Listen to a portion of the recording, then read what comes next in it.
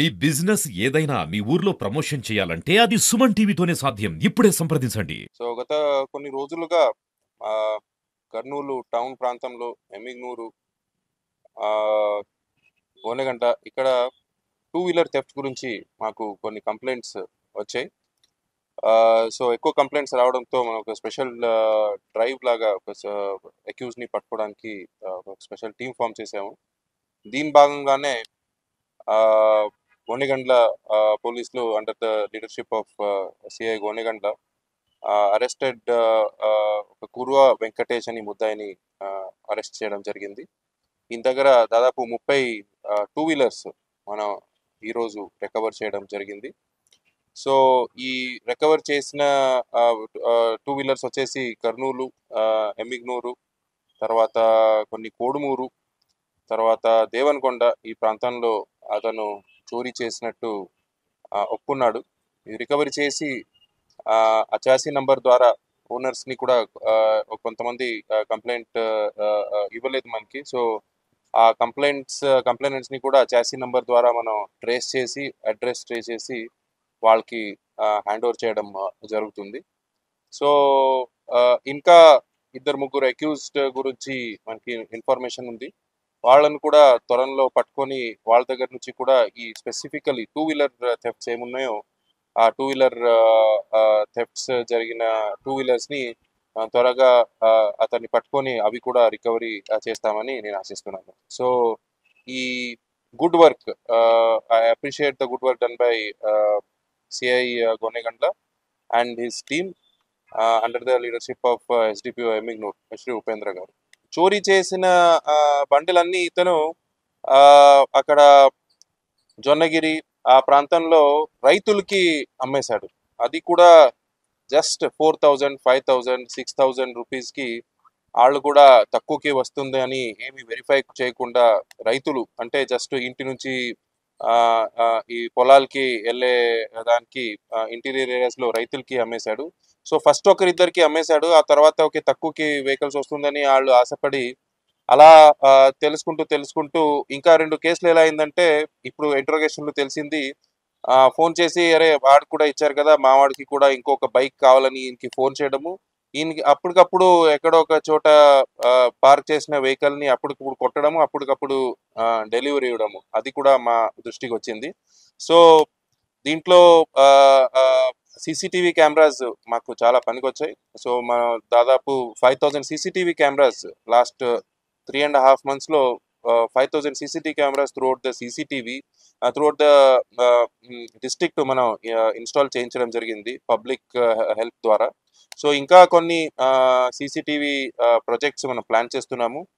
Corporate social responsibility ద్వారా companies నుంచి plus మన ఎంపీ ల్యాడ్లో కూడా కొన్ని ఫండ్స్ ఇస్తామని మనకి హామీ ఇచ్చారు.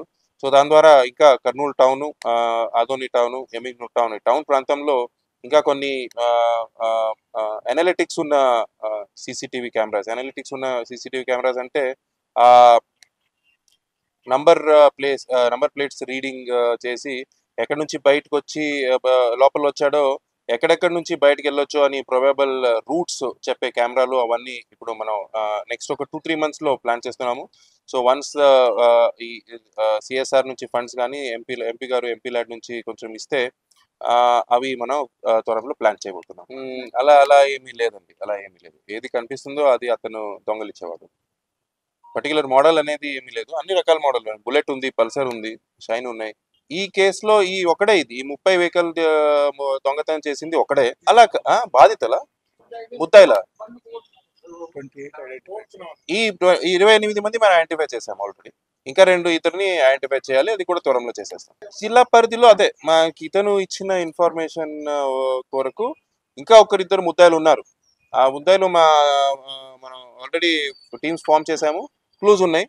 పట్టుకున్న తర్వాత మళ్ళీ రికవర్ చేసి మళ్ళీ మీ ముందు హాజరు చేస్తాం. అది అన్ని కేసెస్లో మనం చెప్పలేము. కొన్ని కేసెస్లో అయితే వాళ్ళు వచ్చినప్పుడు మాకు కంప్లైంట్ వద్దు, మేము తిరగలేము, వచ్చిన తర్వాత మాకు పట్టించి వెహికల్ ఇప్పించండి అని చెప్పి కొంతమంది పోతూ ఉంటారు.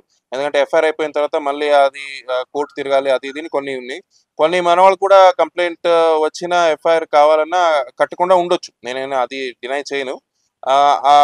అలాంటివి నా దృష్టికి వచ్చినప్పుడు నేను ఫోన్ చేసి ఎఫ్ఐఆర్ కట్టించిన ఉదాహరణ కూడా ఉన్నాయి. But otherwise also main thing is to catch the accused and return the property. So అది మనం డెఫినెట్లీ చేస్తామండి. ఈజీ మనీ అండి. అది మీకు ఒక 5 నిమిషాల పని అతనికి. 5 నిమిషాల్లో 5,000 వస్తుందంటే అది కూలి కూడా చేస్తుంటాడు. ఎప్పుడైనా డబ్బులు తాగడానికి అది డబ్బులు కావాలంటే ఒక బండి కొడతాడు. 5,000 6,000 అమ్ముతాడు. తర్వాత ముందుకెళ్తా ఉంటాడు. అలా దానికోసం కూలి పని అని పెట్టాడు అంతే. వేరే ఉన్నాయండి, ఉన్నాయి. నేనేం లేనని చెప్పట్లేదు. నిఘా అదే చెప్తున్నాను కదా, ఎంత పాసిబుల్ ఉంటే మనం అంత నిఘా పెడుతున్నామండి. బట్ ఇప్పుడు అతనికి అతనితో మనం మాట్లాడాము. So within 5 minutes heal just do it. Bike safety కూడా మనం చూసుకోవాలి ఎలా ఉంది. కంపెనీలు అది దాని గురించి దృష్టి సారించాలి. But within 5 minutes heal just do it. So ఇది పట్టుకున్నది కూడా మనం అతన్ని వెహికల్ చెకింగ్ టైంలో పట్టుకున్నాము. వెహికల్ చెకింగ్ టైంలో పట్టుకుని నంబర్ లేదని వెరిఫై చేసి, మీరు నిఘా అంటున్నారు కదా, మనం నిఘా ఉంది కాబట్టి అతను పట్టుకోగలిగాము. సో అలా అది చెప్పాను. Maximum possible extent we're doing. So పోగొట్టుకోవడము పట్టుకోవడము, I know it is very sad for the victims. బండి కొత్తగా కొనుంటారు, కొంతమంది కష్టపడి కొనుంటారు, పోగొట్టుకుంటారు. So we're trying our best. ఎంతవరకు పాసిబుల్ ఉందో అంతవరకు మాక్సిమం ముద్దాల్ని పట్టుకొని ఆ వెహికల్ని మంచి కండిషన్, ఐఎమ్ వెరీ హ్యాపీ. అదే చూశాను ఇప్పుడు అన్ని వెహికల్స్ కండిషన్లో ఉన్నాయి. కొన్నిసార్లు ఎలా ఉండదంటే స్క్రాప్ అమ్మేస్తారు మరీ ఘోరంగా. అలా కాకుండా అట్లీస్ట్ బాధితులు మళ్ళీ ఈ వెహికల్స్ వాడే పరిస్థితులు ఉన్నాయి. So that way I'm very happy. Sign చేసేవారు మనకి. నెక్స్ట్ డే వచ్చి మనం ఎక్కడెక్కడ తిరిగాము అని ఇచ్చేవాళ్ళు. ప్లస్ మన సుపీరియర్ ఆఫీసర్స్ అంటే ఎవరు ఉంటారు, ఎస్ఐసిఏలు, వాళ్ళు వెళ్ళి బీట్ చెక్ చేసేవాళ్ళు వాళ్ళు ఎక్కడ ఉన్నారు అని. బట్ ఇప్పుడు అన్ని మనం స్లోగా ఈ బీట్స్గా మార్చాము. మన ఈ కాప్స్ అని మన వెబ్సైట్లో ఈ బీట్స్గా మార్చాము. ఈరోజు 27 బీట్లో ఈరోజు మార్నింగ్ రివ్యూ చేస్తే 27 బీట్లు కూడా ఈ బీట్స్ లాగానే ఉన్నాయి ఈరోజు. సో దాని వల్ల మానిటరింగ్ చాలా ఈజీ అవుతుంది. సో మన వాళ్ళు కూడా ఏ ప్రాంతంలో ఎక్కడెక్కడ విజిట్ చేయాలో అక్కడ డెఫినెట్లీ విజిట్ చేస్తున్నారు. సో రాబోయే రోజుల్లో ఇంకా కొంచెం బీట్ పెంచి అన్ని ఈ బీట్స్ గానే మారుస్తున్నాము. So using technology is also one of the factors. So మనం మాక్సిమం ట్రై చేస్తున్నాము. సైబర్ క్రైమ్స్ మనం చాలా వరకు వీఆర్ డూయింగ్. నేను సైబర్ స్మార్ట్ అనే ప్రోగ్రామ్తో సైబర్ అవేర్నెస్ ప్రోగ్రామ్ పెడుతున్నాము. బట్ కొన్ని రోజులుగా మీరు చూసుంటారు గ్రూప్స్లో ఏపీకే ఫైల్స్ అని సర్క్యులేట్ చేస్తూ ఉన్నారు.